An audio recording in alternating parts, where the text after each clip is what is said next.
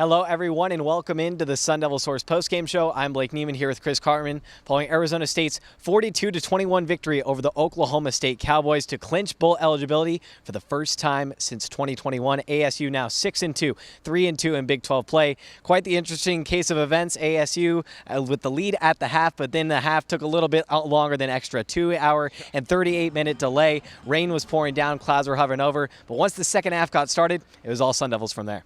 Yeah, really, even before that, right, with the 5-minute drive to end the first half to give ASU a lead. Then I kind of wondered what this was going to be like. Was it going to be like Southern Utah, Kenny Dillingham's debut last year when ASU really struggled after the 2-hour plus rain delay?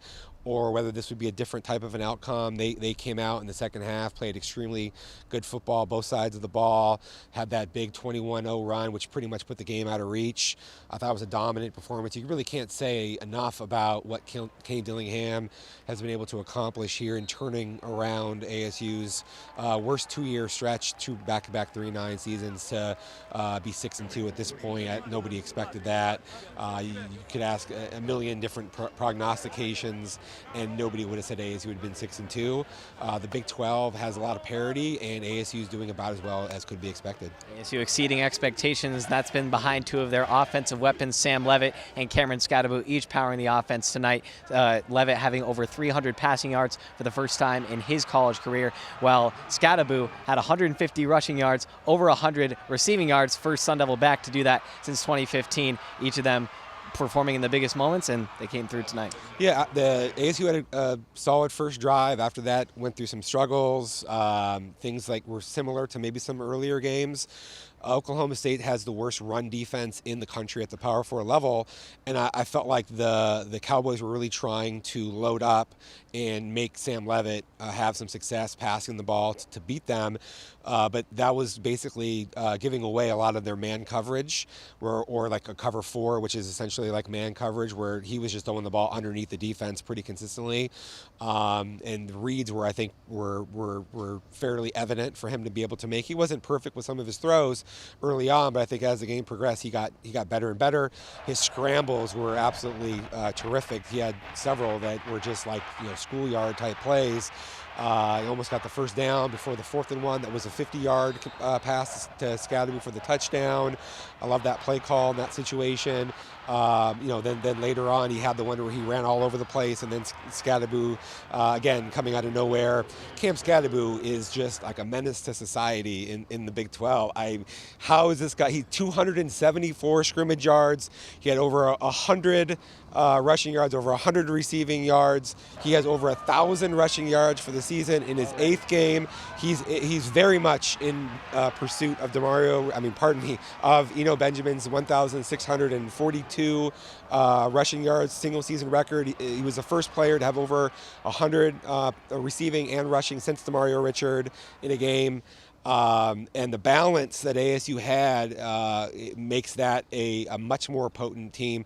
To get Sam Levitt back and to have him play as well as he did in this game with a rib injury, very impressive. And if the offense is able to play like that, coupled with what we've seen from this defense, who knows what's possible the rest of the season. Yeah, this ASU defense really showed up in the second half, limiting Oklahoma State to just 7 points, only 14 points allowed in the first half. This is coming off a Cincinnati performance where ASU gave up 20-plus consecutive points to a Cincinnati Bearcats team. What did you think about this ASU defense and the way they responded this week? Extreme physicality. On both sides of the ball, ASU was by far the more physical, imposing team. A lot of gang tackles, rallying to the football around the line of scrimmage, very impressive. Oklahoma State tried to get some of the screen game going, had no ability to do that whatsoever successfully. Pocket-oriented quarterback, not particularly mobile, and Alan Bowman didn't really have much success in this game. I just felt like the coverage was good. When ASU plays man coverage, plays aggressively, it's very difficult. Early there were a couple completions, but thereafter really not that much. And Oklahoma State has not run the ball nearly as well this season as it has last year.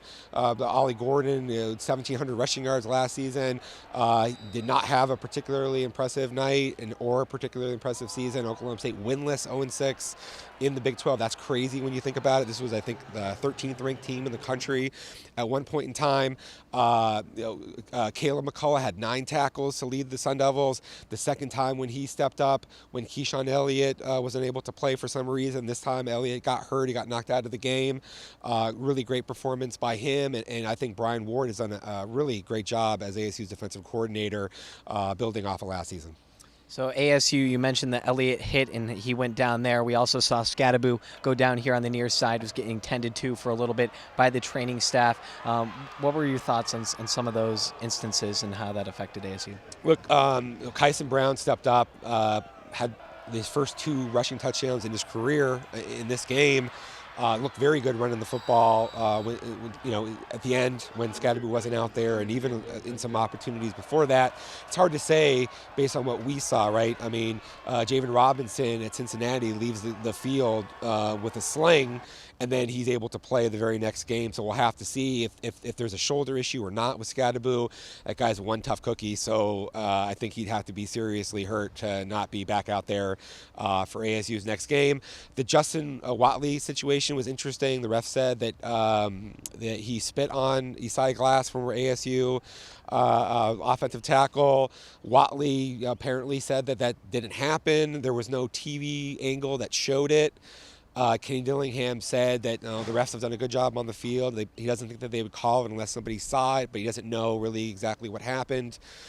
So we'll have to see about some of these injury issues between Keyshawn Elliott, Cam Scadaboo. Those are very important players for the Sun Devils moving forward. All right, let's look at this big picture for a moment. ASU is 6-2 right now. We're only on November 2nd right now at the time we're filming this, and exceeding a lot of expectations. First year in a new conference. They're coming off back-to-back years of 3-9 seasons, arguably the worst stretch in program history for ASU football.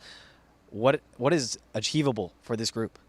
They could win the Big 12. I'm not saying that's going to happen, right? But Kansas State lost in this game, and same day. Iowa State lost same day. Houston is getting a win, right? ASU still has BYU on its schedule. Okay, if ASU somehow wins against UCF, beats BYU, Arizona's floundering. Arizona's maybe the worst team in the Big 12 right now. That's a game that ASU probably should go down and win in Tucson.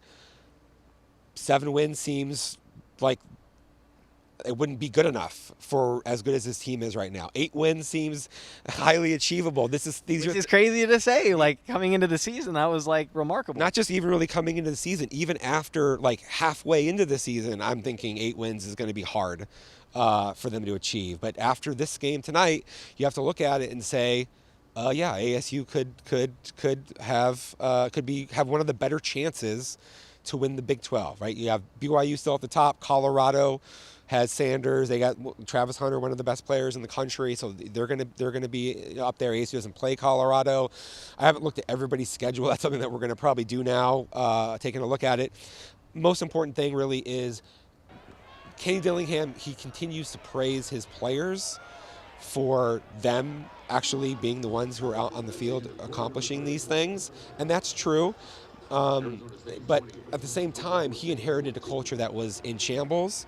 And even last year, some of the guys who were expected to be kind of some of their best players, they didn't have the intangibles, the work ethic, the passion, the ability to motivate teammates.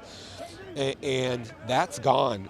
And what's happened now is with Cam Scadaboo as your like sort of your North Star that everyone sees is this guy who's going out there and just punishing people, and you have some defensive guys that are flying around and they want to win games.